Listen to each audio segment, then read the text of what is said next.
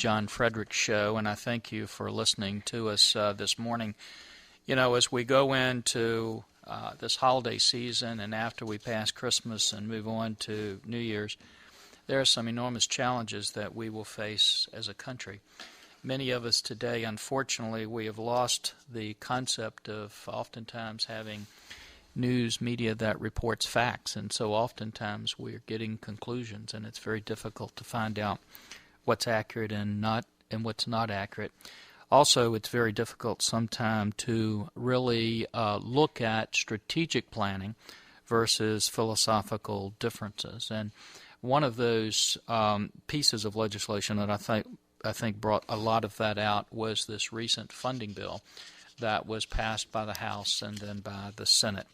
And I want to take just a couple of moments to address this bill. And first of all, to all of those who were very, very concerned about the way this bill came down, I want to just echo that and tell you that I agree with you. This is an immense and sprawling bill. It was a merger of 11 funding bills. There are essentially 12 budget bills that come out of Congress or should come out of Congress each year.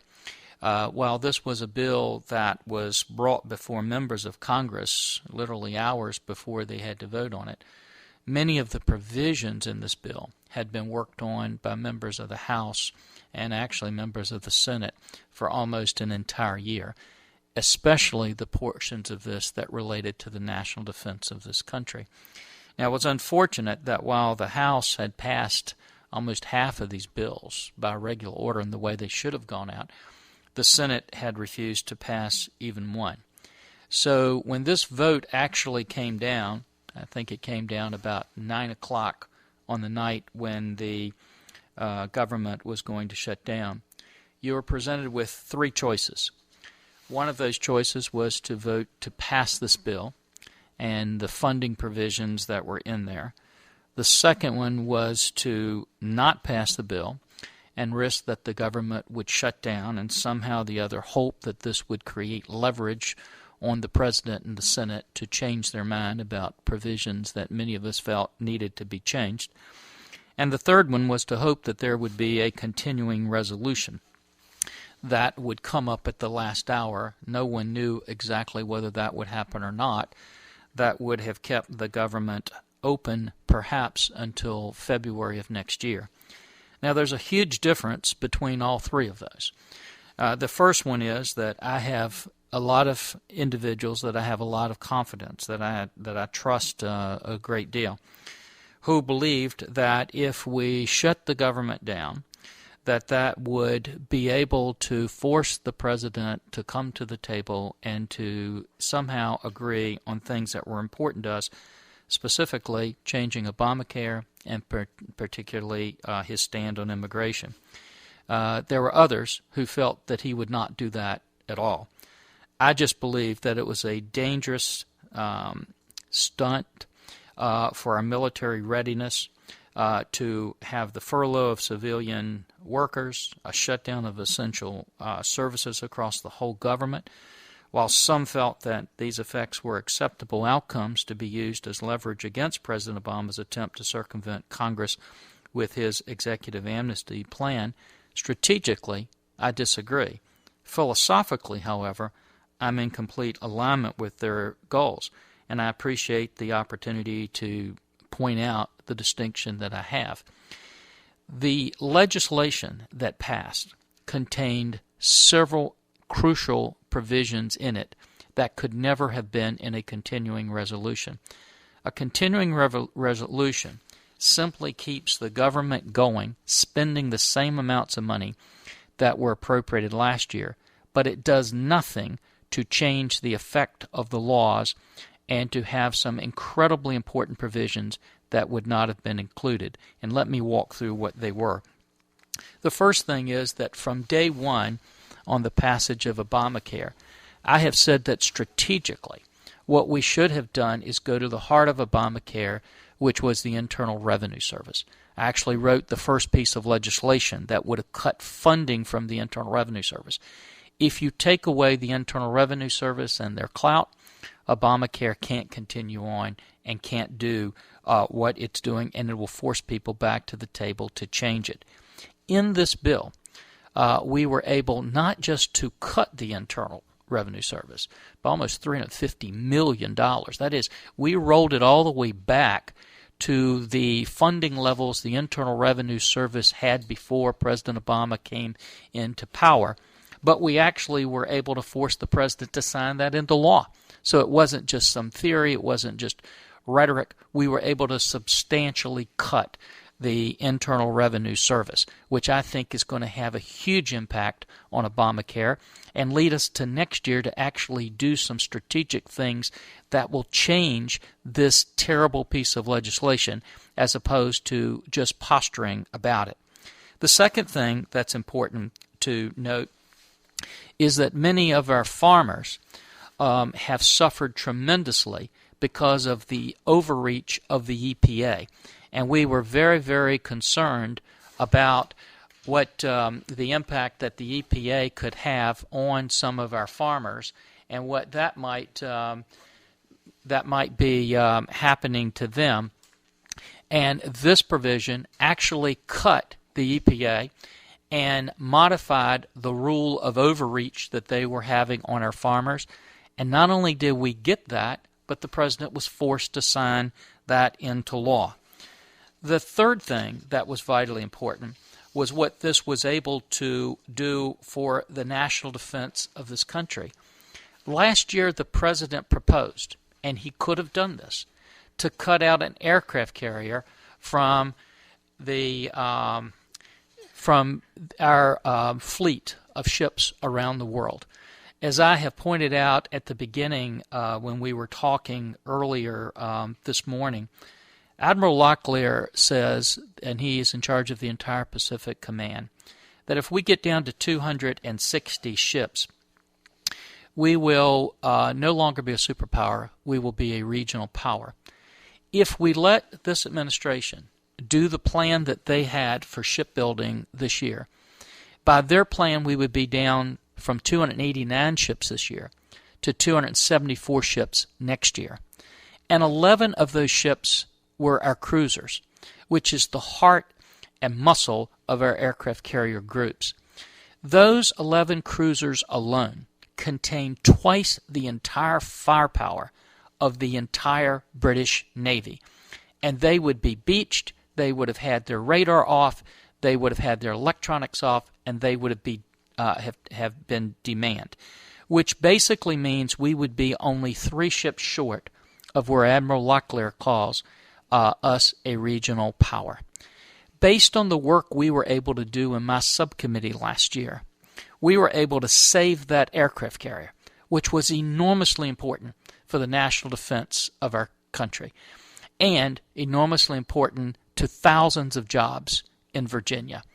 A CR, a continuing resolution, even if it were to pass, and there was no guarantee it would pass, a continuing resolution would not have had that language in it to continue that aircraft carrier. The second thing is the language we were able to do to stop the Department of Defense from stopping these 11 cruisers. We were able to get in there so we can save those 11 cruisers. If we had not had the language in this bill and had simply had a continuing resolution, that would not have been there, and those 11 cruisers could have gone out of our fleet. In addition, the administration wanted to take the Tomahawk production line up and essentially stop that. The Tomahawk is one of the most important munitions we have around the globe. We fought to make sure that didn't happen and got language in there that would protect that Tomahawk production line so that we have that for our men and women fighting in uniform. That would have not been in a CR. In addition to that, the most valuable amphibious vessel that the Marine Corps had, the LPD-28, we were able to get language in because the administration did not want that, didn't have it in there, forcing that to the Marines. A continuing resolution would not have had that in there. So as you look at this piece of legislation, While I agree with everyone who says this was a terrible process, we should have done better, we don't want bills coming at the last hour, they weren't our options. Our options were either to vote for this bill with the provisions in it that I just mentioned, or to hope that we would get this continuing resolution to February. As I pointed out to you, if we were able to get that continuing resolution, and by the way, there was no guarantee of that. None of that had been brought forward as an option to vote on. People just thought that might come out. Then that would carry the government to February, but again, with none of these provisions that I just mentioned into.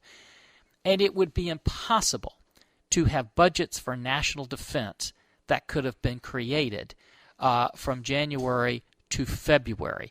It just couldn't have happened. There's no way logistically you could do that. Our national defense right now is in a crisis situation. As I mentioned to you earlier, the General Odierno would say that at one time we could guarantee we could win 2 conflicts. Today he would say we couldn't guarantee we could win 1.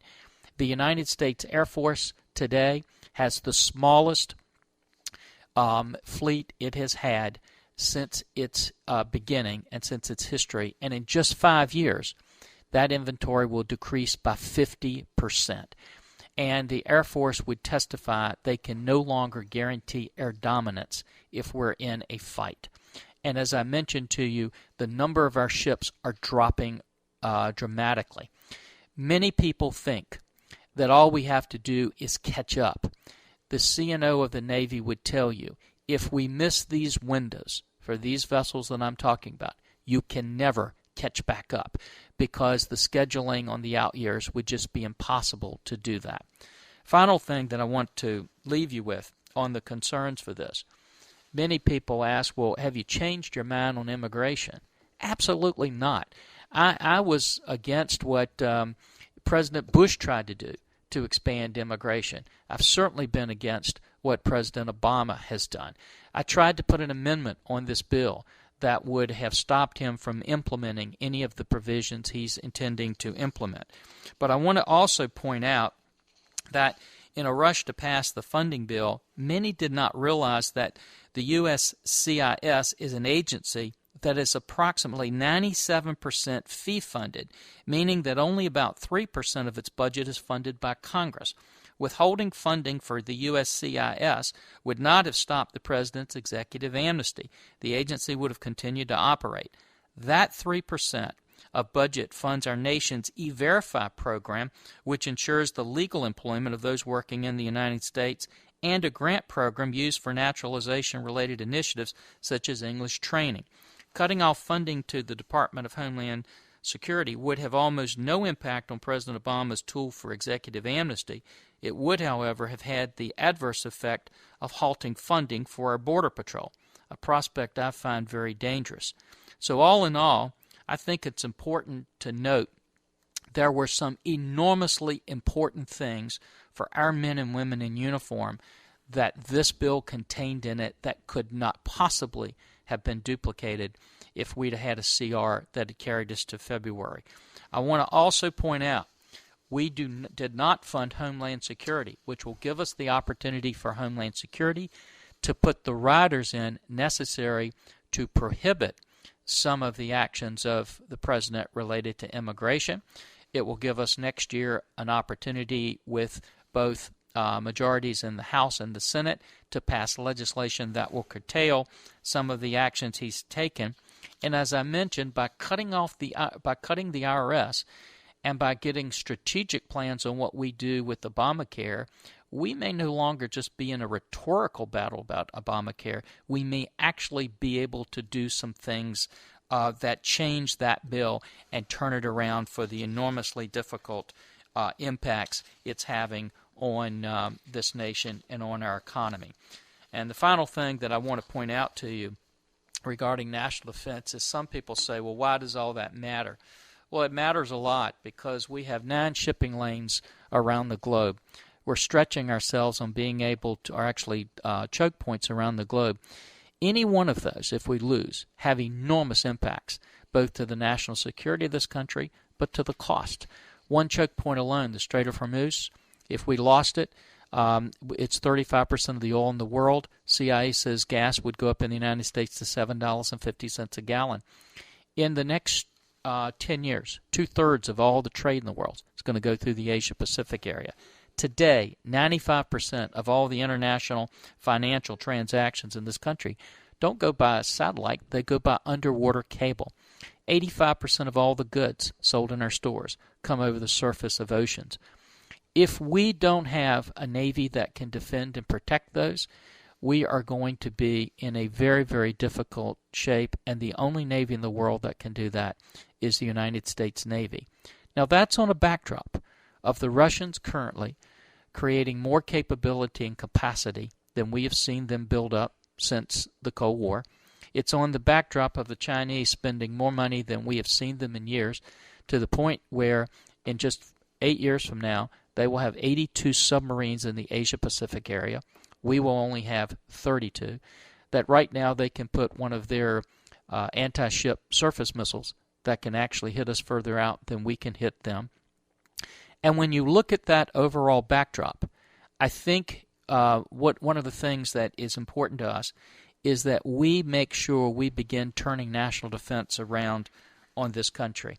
And while I can tell you that philosophically, I agree with all of those individuals who believe we have got to stop the president's actions on immigration, we have got to stop and do something about Obamacare, I want to also say that I don't make any apology for always putting first the men and women who fight every day to defend and protect this country, for always putting first the men and women who have fought for this country and who are veterans, and finally, for putting first the national defense of this country.